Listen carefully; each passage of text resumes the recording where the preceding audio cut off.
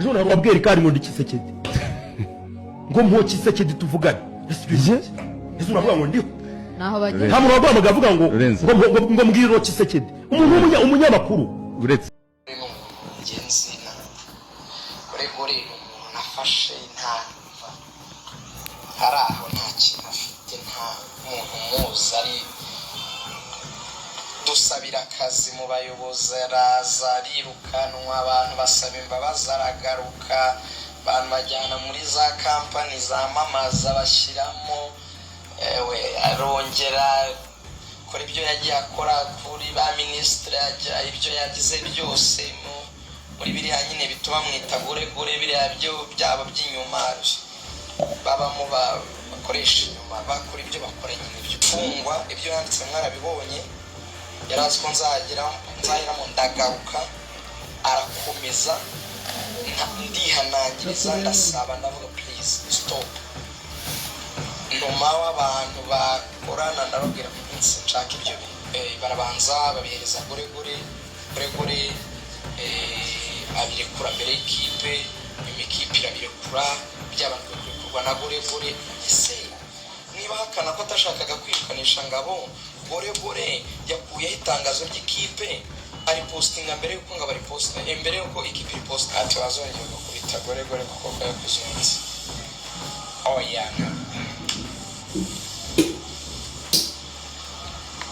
ibintu nka biriya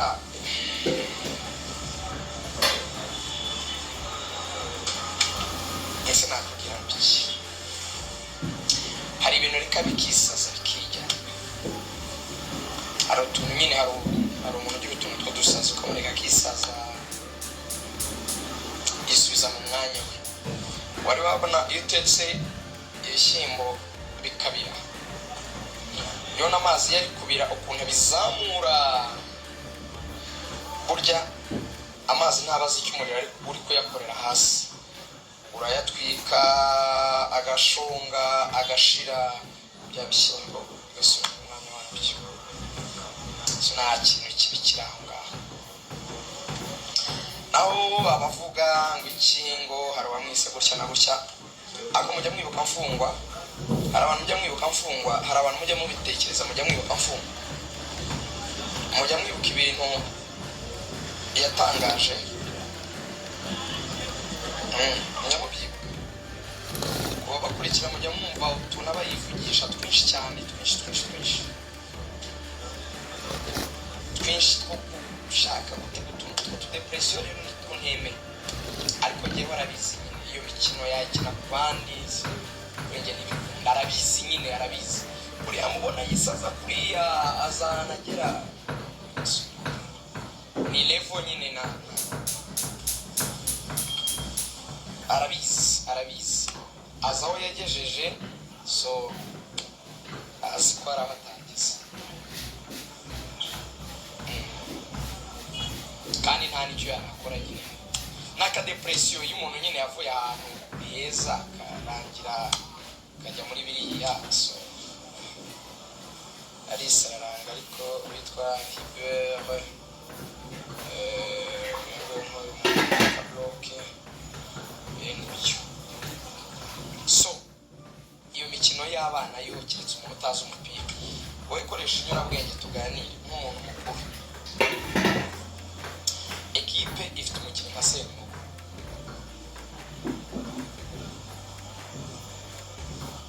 Semugo ni umukinnyi ufite kontra muri Rayon Semugo akinnye match ya APR abanjemo Semugo akinnye match ya Al Hilal abanjemo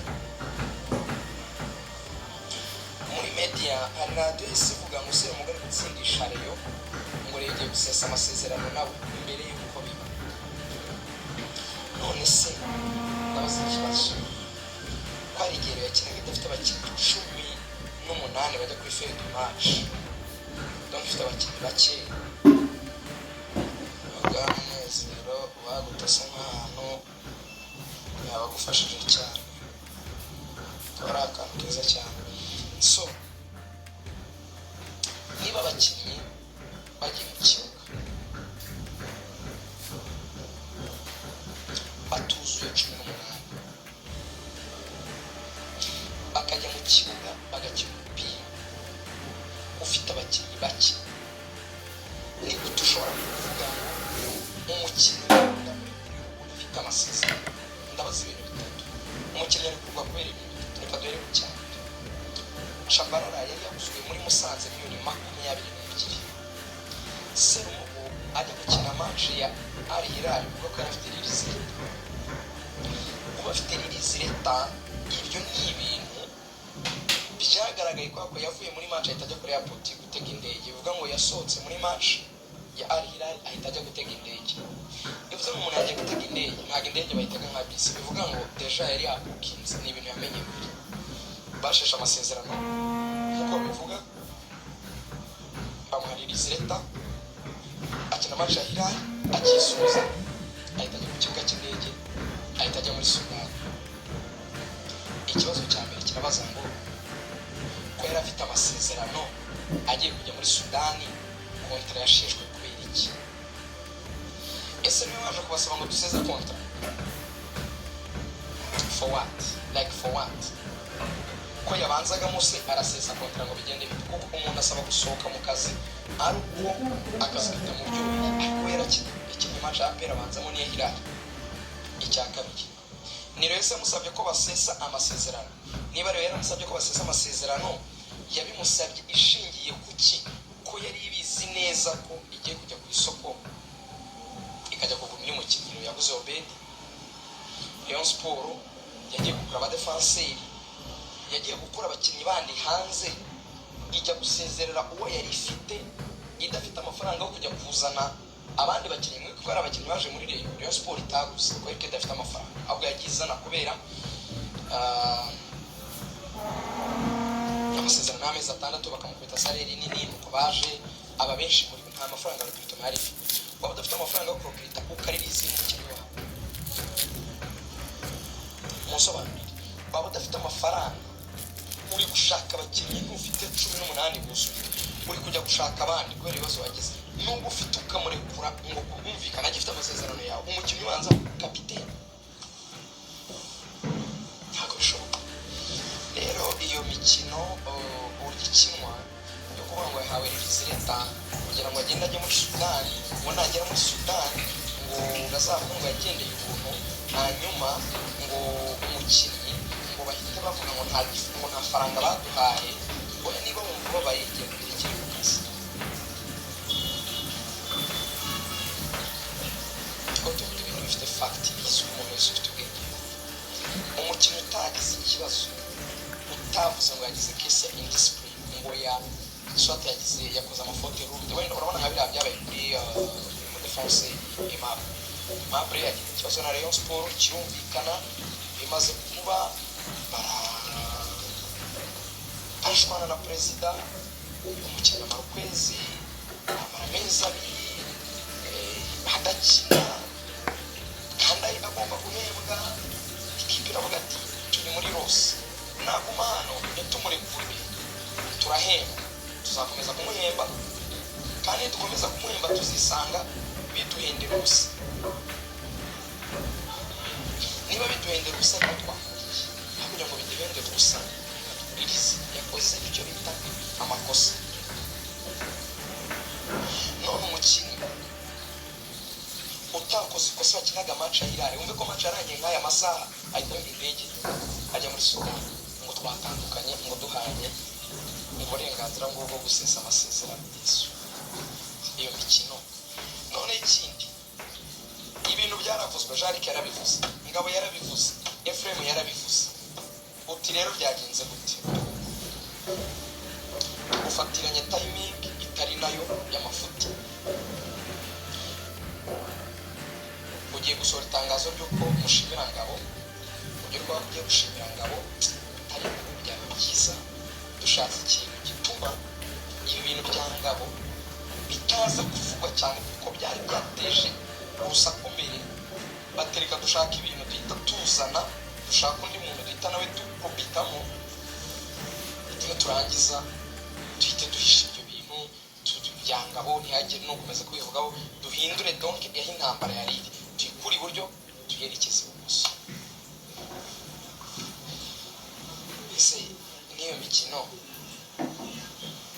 nk'iyo mikino n'imikino ki n'iyo mikino Gatete turagufasha rwose ntabwo tukurimo umuvinga gusa Gatete 250 tukurya akabloke tugakohereza ibishanga tugakomeza ikiganiro so ibyo rero bagiye kubikora nabi barabanza babihereza gore abirekura mbere y'ikipe imikipe irabirekura by'abantu bikurwa na gore ise niba hakana ko atashakaga kwirukanisha ngabo gore yakuyeho itangazo ry'ikipe ari postinga mbere y'uko ngo bari postinga mbere y'uko ikipe iri postinga aho tubiganire ubu tugeze saa 2:45 reka ntanguruke nde ku ikintu cya Rayon Sport itangazo rya Rayon Sport ndirekuye nkarirekura mbere nkarirekura saa 1:45 urege ikaritanga saa 1 haryo iryo tangazo ryangezeho gute ko ntari muri ryo ko ndakora muri communication yayo ryangeho gute itangazo ryanditse apana kuvuga ngo Sandane ngo hari amakuru ndi kumva avuga kuya ngo mfite itangazo rya Rayon ndirekuye saa 2:45 hano kuri page yanjye noneho ndirekuye nyuma y'iminota 5 yego noneho nari postinze mbere y'ikipe so rero gore uriya mesi ngiye twarabangira mu buzima nta gishya urumva ariko agira utuntu buriya tw'udusazi arisaza gucumba iyo umukanzano gatoya ajya mu mwanya nawe muri bya bishyimbo bizamurwa n'amazi bakunda amazi aba ari kubira azamukana n'ibishyimbo umuriro utwika munsi iyo bya bishyimbo bimanutse bita bitubuze noneho aho gore abaye umuntu umuswa cyane agahita avuga ngo bahakinze Twitter ngo ariko reka sibe ibi icyo si ibintu gute kandi baguhakinze iyo page bayihakinze none se wayaccessinga gute bayihakinze ikintu baguhakinze reka tuvuge bamuhakinze uko bantwaye page yawe ntabwo ufite ukuntu na access ese ubona ukuntu na accessinga biraza kugenda gute ese ubona gute nasiba ibintu biri kuri page yanjye kandi bayihakinze ibyo rero gore akora n'ibintu by'amafuti biranga ariko ni umuntu nzi neza nta gishya gusa nyine turiya dukina ndabizi niyo mpamvu muri ibintu byose yisazamo agira ahantu garukira yarisaza ikavuga ngo bagisibiriza wajya kubiregera se niba wumva warizo uwo muntu yakwita ibintu utemera ntujye kubiregera ijya kureka ugenda ureke uvuge ati njye umuntu yari amarabitse yanyise genda ureke si ibyo bintu rero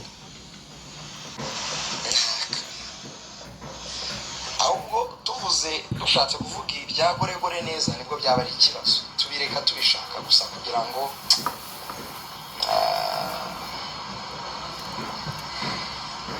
turamureka ariko nakomeza buri ibintu byinshi tubikorera kubaha institution dukorera abayobozi batuyobora mu bintu byinshi bitandukanye ukavuga uti ko yuko hari icyubahiro mbagomba bo nkabo reka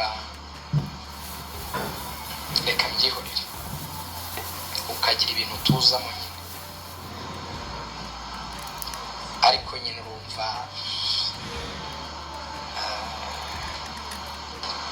ntabwo bavuga ngo bampakinze ngo bashyizeho ibintu nk'uko najya kubona nkabona hari nk'ikintu kuri page yanjye ntazi iyo cyaturutse harya bampakinze hari ikintu ntashyizeho donc bampakinze bagishyiraho harya ubwo nagikuraho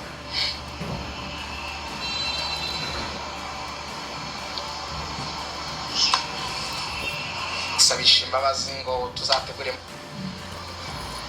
kabije ushobora kugira ikintu gito bivugaho kugira ngo bive mu nzira ariko gore n'uriya gore ni umuntu ngenzi na gore ni umuntu nafashe ntamva hari aho nta kintu afite nta muntu muzi ari dusabira akazi mu bayobozi, araza arirukanwa, abantu basaba imbabazi aragaruka, abantu bajyana muri za kampani zamamaza bashyiramo, arongera akora ibyo yagiye akora kuri ba minisitiri, agira ibyo yagize byose muri biriya nyine bituma mwita gore biriya byo byabo by'inyuma babamo bakoresha inyuma, bakora ibyo bakora nyine byose, nuko n'uwo gore nasuna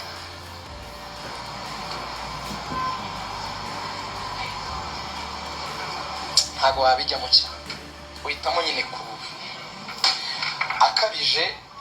Njye marateguje arabizi. I will disclose everything. I will disclose everything. I will disclose everything. Guhera ku bwa mbere ava aho yavuye ku kazi kugera bwa kabiri hava icyabaye, mfungwa, ibyo yanditse mwarabibonye, yarazi ko nzahiramo ndagaruka, arakomeza, ndihanangiriza, ndasaba, ndavuga please stop. Numa w'abantu bakorana ndababwira sinshaka ibyo bintu, urumva? So hari ukuntu rero umuntu agenda ukabona yakabije, rimwe ukaba wamusubiza kugira ngo tuze. Akagoregoresha ni nk'umubu nyine, urabona wa mubu cyangwa isazi ugira gutya, goregore rero buriya kugira ngo anumve biragoye nyine ni umuntu ugoye, uramwihorera nyine, sometimes bisaba kumureka nyine, bisaba kumureka ariko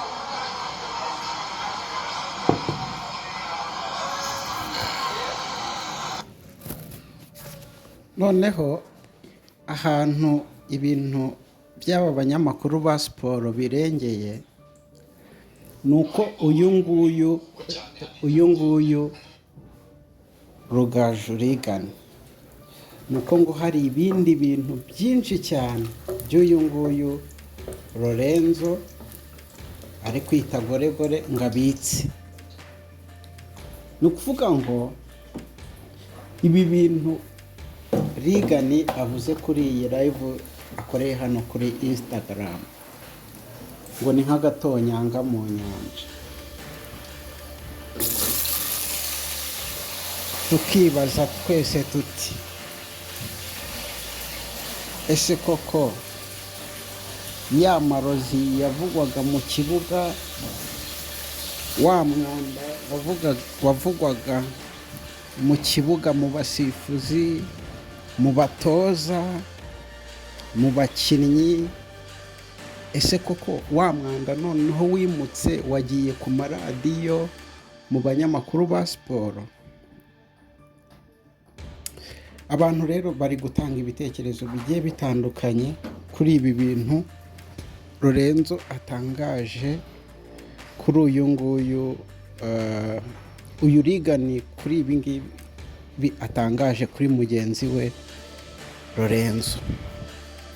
Ariko kandi wibuke ko Lorenzo nawe mbere yuko uyu Regan yitereka yari yavuze yuko uyu Regan yise Lorenzo ngo ni Kisekedi, ngamwita Wazalendo.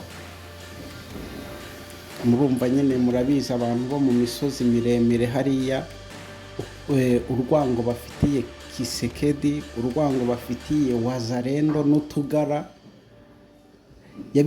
Uyu nguyu Lorenzo ngo yabigereranije n'urwango ngamwanga, ngo bitewe n'ukuntu yamugereranije n'uyu nguyu Kisekedi wishe bene wabo b'abanyamurenge. So abantu rero bacyumva ibintu Regan atangaje, bakumva ukuntu avuga uburyo ngo ari umuntu afashe Lorenzo, akavuga uburyo ngo ari umuntu ngo w'umutinganyi, ngo wikorera biriya bintu by'inyuma. Avuga ukuntu uyu Lorenzo ngo yamufashije, ngo nta kintu na kimwe afite, yamufashe ukuboko akamuha ubuzima. yarangiza akavuga uburyo uyu Lorenzo ari umuntu udashobotse. Abantu bahise bikangamo, bahise babona yuko aba bantu bafataga nk'abanyabwenge. Nta nubwo abantu bari gutinya kuvuga yuko ngo abantu bize arizo njiji. So mwibuke kandi yuko umuyobozi wa IMC Mutesi Scovia yari yatanze gasopo ku banyamakuru. Ese ubu ngubu nyuma y'itangazo yari yasohoye, nyuma y'iri tangazo ko twongeye kumva ibintu nk'ibi ngibi mu banyamakuru bari bihanangirijwe, ese ubu ngubu hagiye gukurikiraho iki? Hagiye gukurikiraho iki? Ese uyu nguyu Mutesi Scovia ndetse n'abo akorana nabo muri IMC ntibakwiriye gutunga itoroshi muri abo banyamakuru ba siporo ko bimaze kuba byinshi cyane, aho usanga bamwe basigaye ngo hari n'uburyo ngo basigaye bakorana ngo n'ibigarasha ngo kugira ngo basebye abandi. Ugasanga abanyamakuru ba siporo benshi hari uburyo bari gukoreshwa n'abantu bagiye batandukanye. Ese igihe si iki ngiki kugira ngo tubone abanyamakuru bamwe na bamwe bagira uburyo bahagarikwa, tukabona abanyamakuru hari uburyo barimo kwamburwa amakarita? Ibyo turabyiteze. Mwakoze kubana natwe.